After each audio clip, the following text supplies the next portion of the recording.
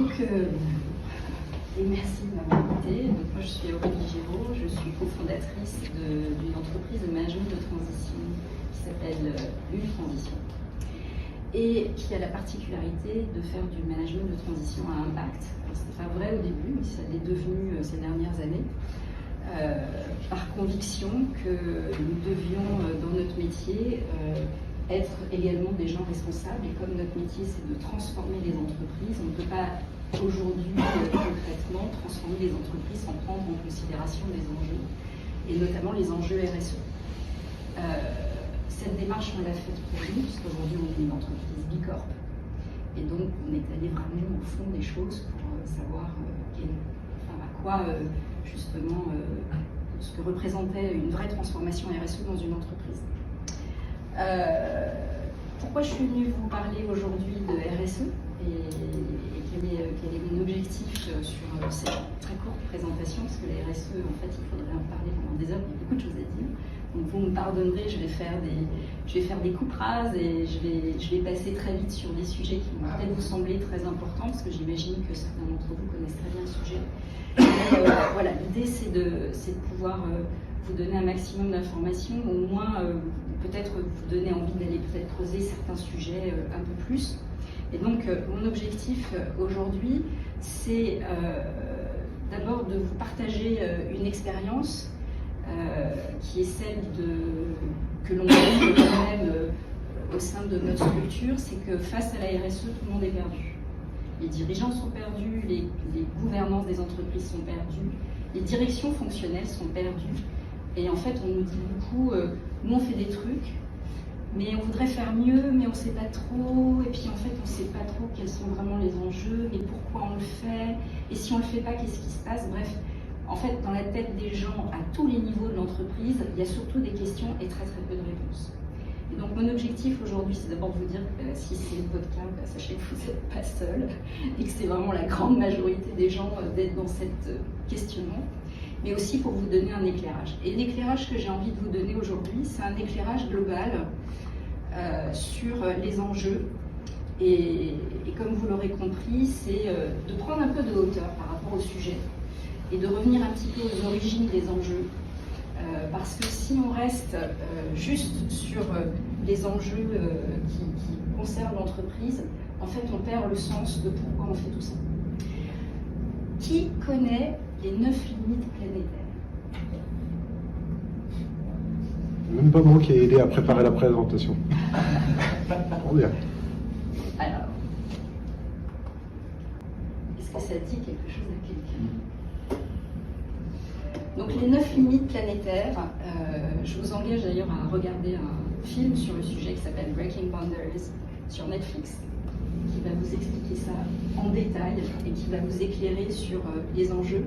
Mais en fait, les 9 limites planétaires, c'est la base de tout. Concrètement, qu'est-ce que ça veut dire? Donc c'est un collectif de 24 chercheurs, dont certains sont des prix Nobel, qui se sont penchés sur l'état de la planète et qui ont regardé à la loupe tous les différents secteurs de la planète qui engageaient la survie du vivant.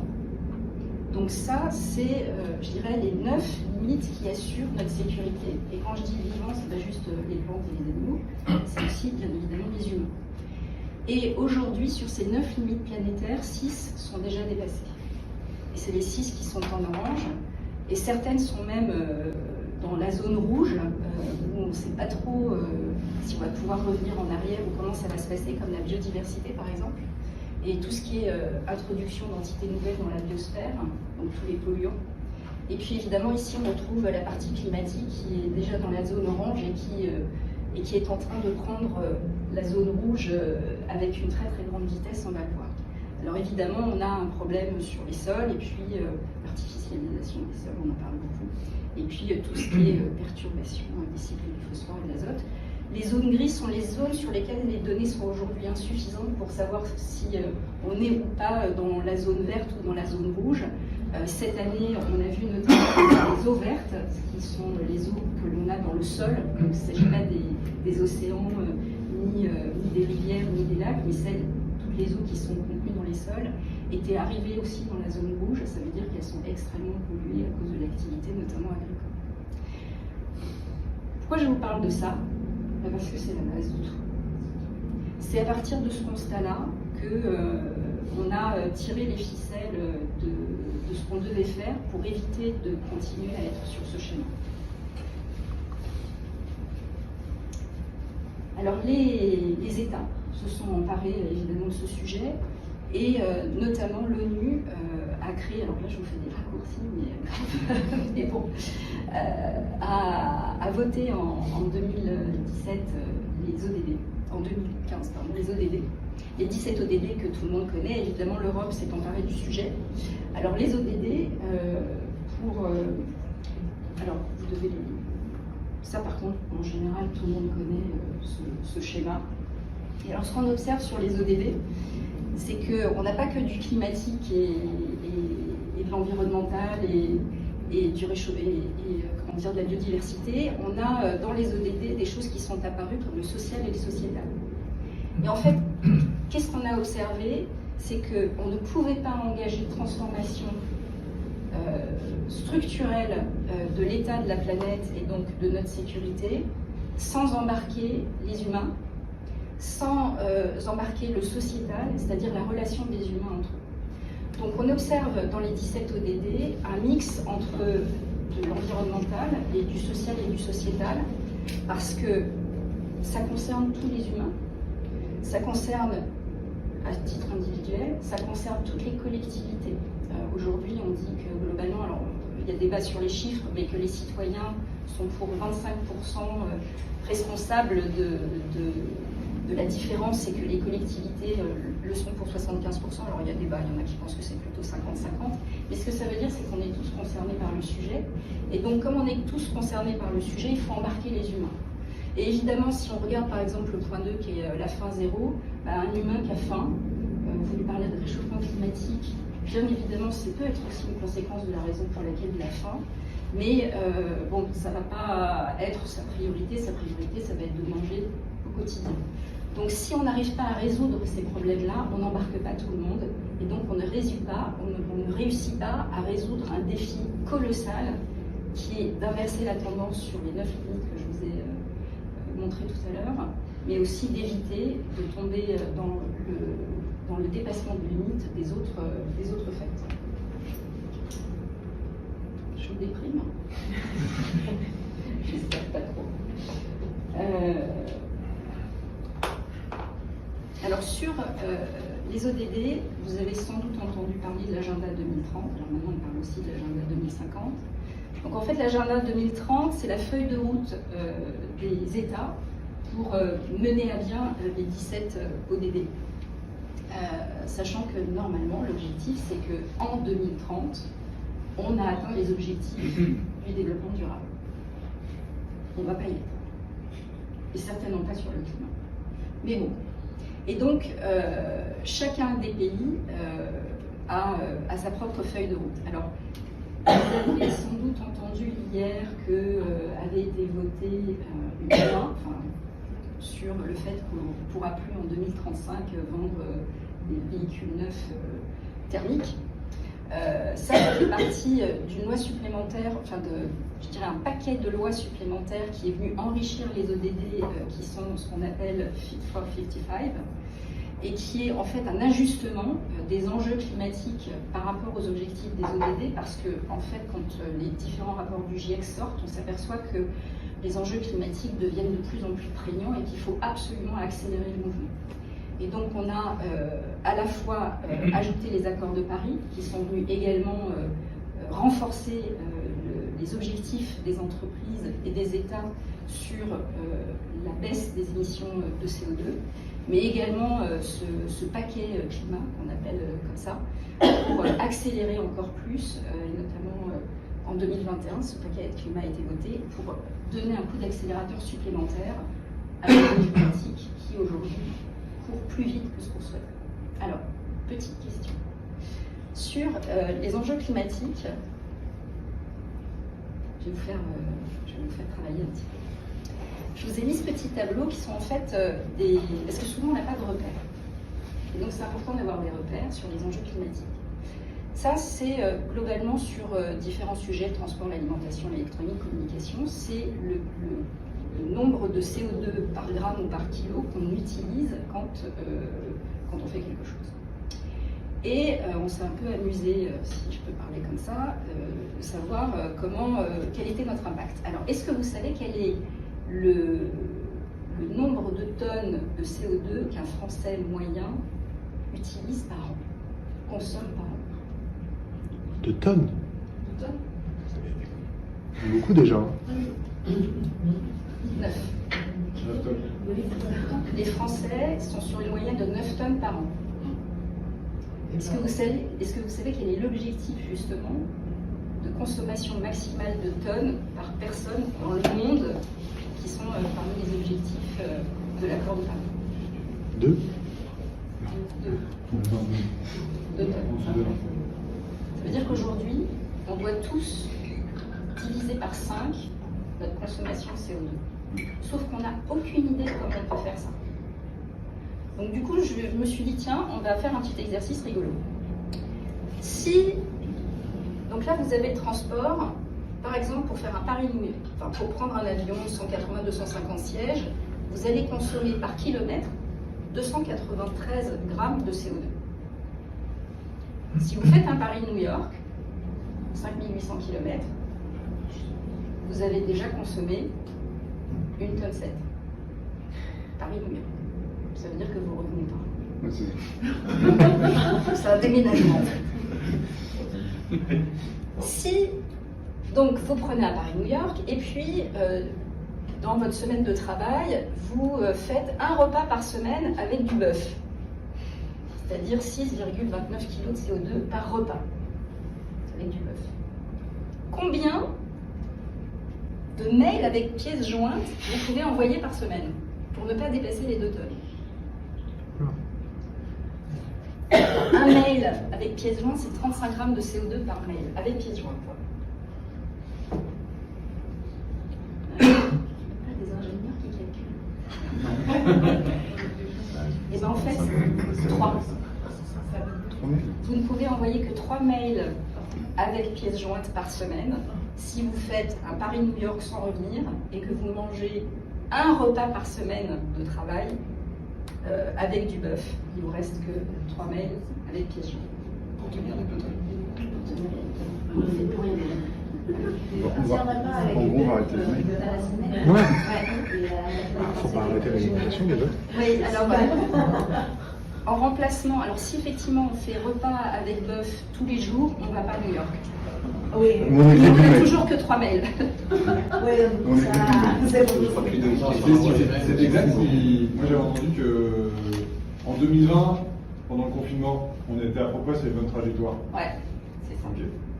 Donc en fait, il faut que la planète vive sous confinement pour qu'on atteigne les objectifs. Ah, c'est ça en fait le Covid.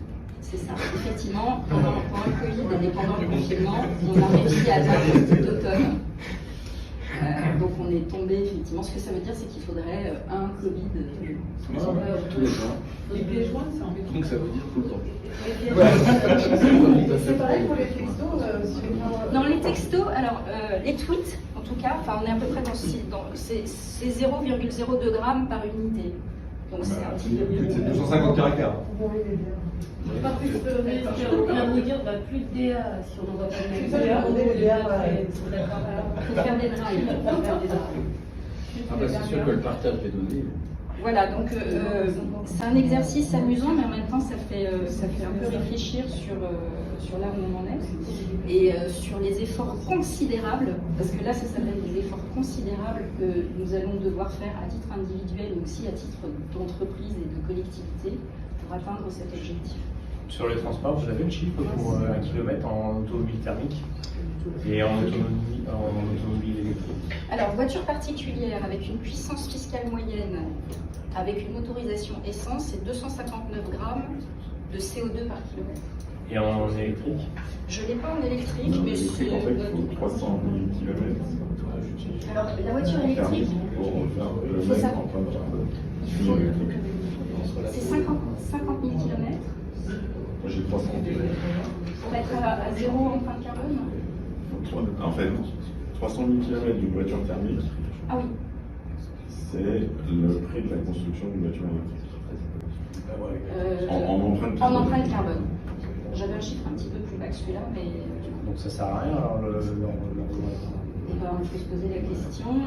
Il y a un gros débat sur la voiture électrique. Il semblerait malgré tout que ce soit une meilleure solution. Et c'est vrai que du coup on déplace l'empreinte carbone à réfléchir. C'est l'objet du vote d'hier notamment. Qui n'a pas été, dans certains aspects, n'a pas été accepté comme celui-là, c'est-à-dire de prendre en considération l'impact carbone quand on fait fabriquer la Voiture Et aussi, électrique, justement, pas j'avais spécial. indiqué, j'étais arrivée qu'il y a un cyclage des batteries, c'est pas encore maîtrisé, donc tout ce qu'on peut gagner éventuellement, je n'ai pas utilisé thermique. Je suis dans le transport public et je suis à vélo, donc je peux avoir une électrique, mais c'est bien. C'est voilà, j'étais un peu déçue d'avoir acheté une voiture électrique, sachant qu'à la fin de vie de la batterie, il n'y a pas une raison pour la recycler autrement, donc il n'y a pas un pourcentage qu'on produit. Mais ça, pour l'instant, il n'y a pas eu les recherches encore. Enfin, ils sont là, mais ils ne sont pas construits encore. Parce qu'il n'y a pas de besoin. Il n'y a pas assez de Il n'y a pas assez de Tout à besoin. fait, mais c'est Et quand on en a dommage. demande, ce sera prêt. Mais le problème, c'est la construction. Pour l'ordinateur portable électronique, 202 kg, c'est à quel niveau? Le portable, alors c'est un 14 pouces, 202 kg par appareil. C'est l'utilisation. Non, c'est sa fabrication. Ah, la fabrication, C'est pas son utilisation. C'est un point qui est important, c'est qu'on a commencé à travailler ce sujet. On a un peu regardé, c'est-à-dire qu'il faut aller sur cette partie-là et on s'est aperçu que l'ordinateur, quand il arrive chez vous, il a déjà une empreinte, une forte. Donc c'est la construction, le transport et déjà avant l'utilisation. Encore le transport, ça dépend. Certaines fois, vous nous envoyez par avion. C'est moyen. C'est une moyenne, parce que ça va dépendre de la taille de l'ordinateur, de la marque. Du pays dans lequel on a besoin. Ça, ce sont des chiffres qui sortent de l'ADEME, c'est une moyenne, et effectivement, ça peut être plus, ça peut être moins selon l'arrivage. C'est là où effectivement on rentre en considération tout ce qui est recyclage, tout ce qui est seconde main, et tout ce qui est aussi sobriété. Millimètre, c'est quelle que soit la taille de la clé jointe. C'est une moyenne aussi. C'est une moyenne aussi, quoi. Il vaut mieux partager par SharePoint ou... Il vaut mieux utiliser des drives partagés que de se renvoyer des D'accord. fichiers. Ça, c'est sûr. Alors, je pourrais vous envoyer les bonnes pratiques si vous voulez. Oui. Si vous avez besoin. On verra les slides, ces slides-là. D'accord. Ça dépend uniquement ce que les commentaires. On est assigné là. Oui, mais pas de clé jointe, hein, donc c'est embêtant. Ah, mais elles sont imprimées déjà. Oui, parce qu'on a tout imprimé en double. D'accord. Alors, comment on arrive aux enjeux des entreprises? Alors, je reviens un petit peu sur la France et la feuille de route. Donc, chaque pays a sa feuille de route pour 2030. La France a la sienne. Et donc, elle a un engagement vis-à-vis des ODD. Nous, les Français, on a 98 indicateurs. Et principalement, c'est des indicateurs sur l'égalité des chances et sur le climat. Bon, il y en a toutes les faire. Nous, en France, on est plutôt bon sur tout ce qui est accès aux soins, services publics, etc. Donc là-dessus, on n'est pas, les indicateurs ne portent pas là-dessus, mais par contre, sur tout ce qui est climat, biodiversité, là-dessus, on n'est pas très bon. Sur les accords de Paris, ce qui a été mis comme limite, c'est qu'il fallait qu'on soit sur une trajectoire de maximum 1,5 degré de réchauffement climatique. Et pourquoi pas 2? Alors, est-ce que vous avez une idée de pourquoi pas 2? C'est quoi la limite du 2? C'est l'hausse des océans, non? C'est les océans, non? En fait, le problème du 2 degrés, c'est que ça fait fondre le permafrost. Donc, à partir de 2 degrés, le permafrost fond. Et le permafrost, c'est quoi? C'est des zones de glace, c'est des zones de terre gelées, qui sont gelées depuis des millions d'années et qui renferment à l'intérieur notamment du méthane, qui est un très très gros gaz à effet de serre, qui dure beaucoup plus longtemps dans l'atmosphère que le CO2. Et là, on se dit, si le permafrost fond, on perd le contrôle de tout. Donc, il ne faut pas dépasser les 2 degrés, il faut rester à 1 degré nous. On est déjà à 1 degré, donc on a plus que 0,5 degrés. Donc, autant dire que c'est pour ça que les mesures sur le réchauffement climatique et les mesures climat aujourd'hui se pressent, parce que Est-ce que vous avez une idée de à quel niveau se situe la France par rapport aux autres pays Sur le réchauffement climatique, Ouais. on est moyen. Comment? On est assez moyen. On a beaucoup de problèmes. Le jour du basculement chez nous, c'est en juin. Alors du coup, tout ça forcément, ça ruisselle sur les entreprises, puisque en fait, tous les enjeux, comme vous le voyez, ça descend jusqu'aux citoyens, et les entreprises passent par le jeu. Et qu'est-ce que fait la France? La France, pour pouvoir être dans les ODD et maintenir sa feuille de route, et puis les accords de Paris, et puis le Fit for 55, demande aux citoyens et aux entreprises de faire leur part du boulot pour pouvoir remonter, notamment tous les ans, leurs résultats et si possible les meilleurs résultats. Donc, jusqu'à présent, la RSE, puisque c'est là qu'elle est née, la RSE, la politique pour les entreprises, la RSE était volontariste au départ. Donc c'était qui voulait mettre en place une politique RSE dans son entreprise. Et puis très vite on s'est aperçu que le volontarisme ça ne fonctionnait pas, donc c'est devenu obligatoire sur certains aspects, et notamment d'abord pour les grandes entreprises, avec toute une batterie de lois. Je vais vous les citer quelques-unes. Alors déjà sur la définition de la RSE, si vous ne la connaissez pas, c'est l'intégration volontaire au départ par les entreprises des préoccupations sociales et environnementales à leurs activités commerciales et leurs relations avec les parties prenantes. Ça, c'est la définition de la RSE. Alors, sur les lois, vous avez un certain nombre de lois qui sont, je ne vais pas vous les faire toutes, mais vous voyez que le législateur a. Elles sont. Je les ai en tête. Vous avez la loi RNE, vous avez la loi Pacte, qui est la dernière qui est sortie et qui oblige pour les entreprises à notamment faire leur rapport extra-financier. Alors avant, il n'y avait que les entreprises cotées qui avaient cette obligation. Aujourd'hui, c'est une obligation qui est notamment aux entreprises de plus de 500 personnes. Donc, du coup, évidemment, cet engagement il ruisselle il concerne d'abord les grandes entreprises et puis il ruisselle sur les fournisseurs de ces entreprises, qui ruisselle sur les fournisseurs de ces entreprises. Et aujourd'hui, clairement, toutes les lois qui sont faites aujourd'hui autour de la RSE concernent tout le monde, les petites comme les grandes entreprises. On est tous embarqués dans cette transformation, quelle que soit la taille de l'entreprise. Et dans ces enjeux légaux, il y a aussi évidemment des enjeux sociétaux, et là je remonte sur les ODD, c'est qu'il ne s'agit pas juste d'agir pour le climat, il faut transformer la société. Parce que comme je vous le disais tout à l'heure, si dans les ODD on a mis des aspects sociétaux et sociaux, c'est parce qu'on ne peut pas agir seul. Une personne ne peut pas changer les choses. Il faut changer le collectif, il faut embarquer les gens.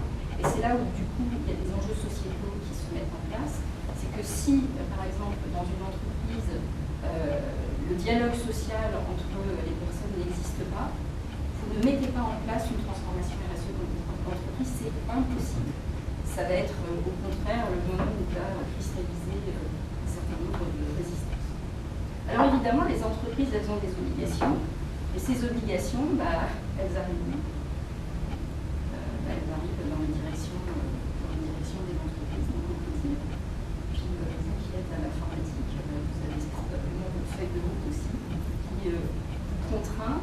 Alors après, ça dépend comment on voit les choses, vous oblige, vous demande de faire cette transformation. Et ce qu'on observe, et c'est un peu l'objet de notre conférence ici aussi, c'est que quand on ne connaît pas d'où ça vient et pourquoi c'est fait et quels sont les objectifs, c'est très compliqué de se dire pourquoi on demande de faire ça. Et puis je comprends que c'est important, mais je ne sais pas jusqu'à quel point, et on ne donne pas forcément les clés pour agir. Donc je ne sais pas par où commencer. Je ne sais pas comment faire, et en fait je suis perdue. Et je suis perdue, ça arrive à toutes les directions des entreprises, les plus grandes comme les plus petites. Pas plus tard que cette semaine, j'étais en rendez-vous avec des personnes d'EDF qui me disaient on est complètement perdu sur le sujet, on a une très belle direction RSE, on fait des très beaux rapports, mais concrètement sur le terrain, sur ces principes. Donc les CODIR sont soumis à cette pression et cette pression, il faut la soulever en apportant des clés. On n'embarque pas tout le monde dans justement ce dialogue social, on génère des crises, on génère des tensions et puis évidemment sur la réputation, vous l'avez tous observé, c'est aujourd'hui quelque chose d'assez connu. La fameuse marque employeur pour les recrutements, elle est clé. Si aujourd'hui vous ne montrez pas aux jeunes ce que vous faites de manière concrète, ils n'ont pas envie de venir chez vous. Et la perte de clients, c'est aussi une réalité. Alors, on voit beaucoup, notamment dans le retail, de gens qui se détournent des marques parce qu'elles n'ont pas justement d'action responsable. Alors, sur les risques managériaux, petit sujet qui m'est cher parce que c'est ce qu'on observe nous quand on est en mission, c'est le désengagement et le désalignement. C'est-à-dire qu'il n'y a pas vraiment de crise, il n'y a pas vraiment de tension, mais par contre, il y a la perte de sens. Donc des gens qui nous disent, voilà, moi j'aime mon travail, mais en fait je ne sais plus pourquoi je le fais. Ou alors on nous demande de faire des trucs, mais ça heurte mes valeurs.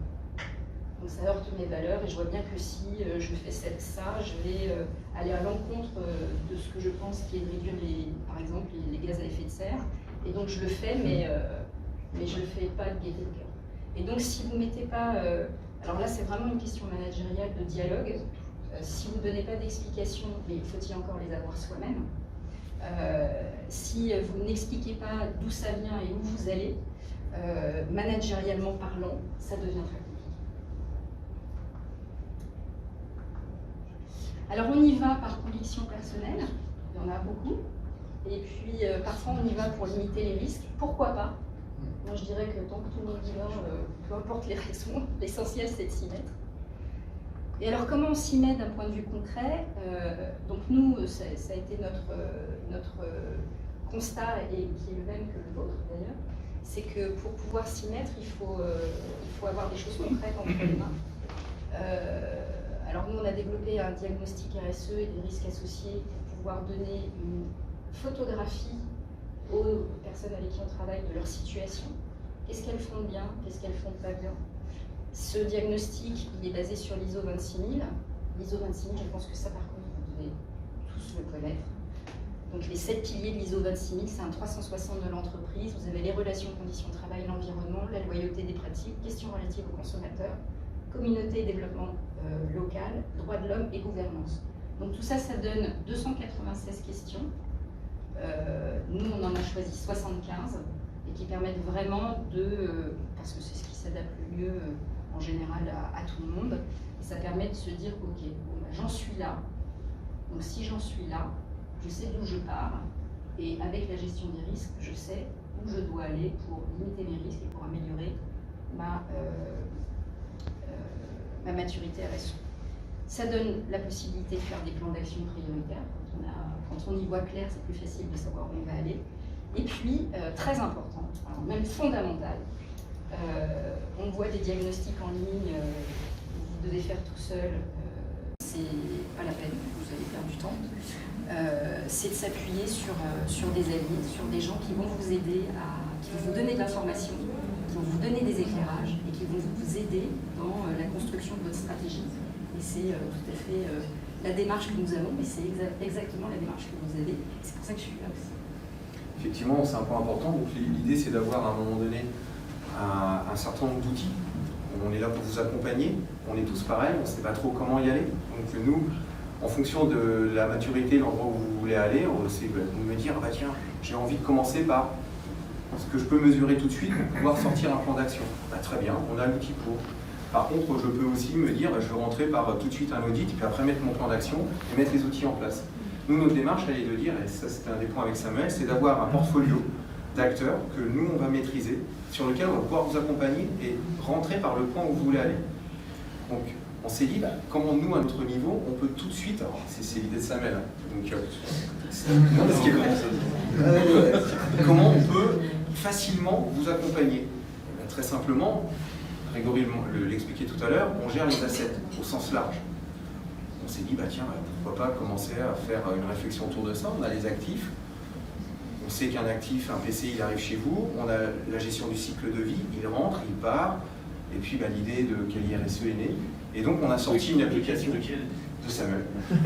On a sorti une application, et en plus c'est vrai, et c'est un point important.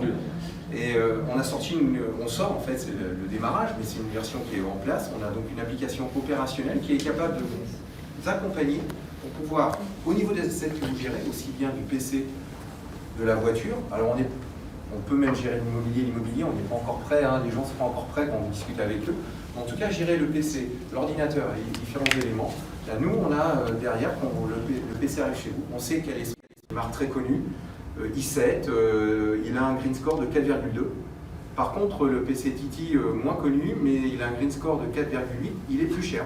Mais attention, 4,8, c'est-à-dire qu'il consomme moins, son empreinte carbone est plus faible. Donc ça veut dire que vous allez pouvoir réduire votre empreinte carbone, déjà rien que sur le fait de l'acheter, parce que lui, c'est 3 ans à 4 ans maintenant un PC, et donc l'idée c'est de vous proposer des actions comme ça pour pouvoir améliorer. Et dans une ultime étape, c'est une version qu'on va mettre en place pour fin d'année, c'est d'aussi communiquer tous les mois vos usages en disant, là attention, vous avez peut-être consommé plus que ça, là le logiciel il a consommé, il a tourné sur des moments qui n'étaient pas bons, là vous pourriez éviter de le mettre en veille, parce qu'on a, avec les nouveaux outils, on peut le faire. Donc voilà, Kali RSE. Et c'est un des points importants, donc le message qu'on veut vous passer, c'est si vous ne savez pas comment y aller, contactez-nous. On a plein de points d'entrée, un interlocuteur unique, et en fait derrière l'idée c'est d'améliorer que tout le monde y aille, que ce soit par contrainte ou par conviction, la démarche elle est là. Si on y va tous à un moment donné d'un point de vue collectif, on pourra agir pour la planète.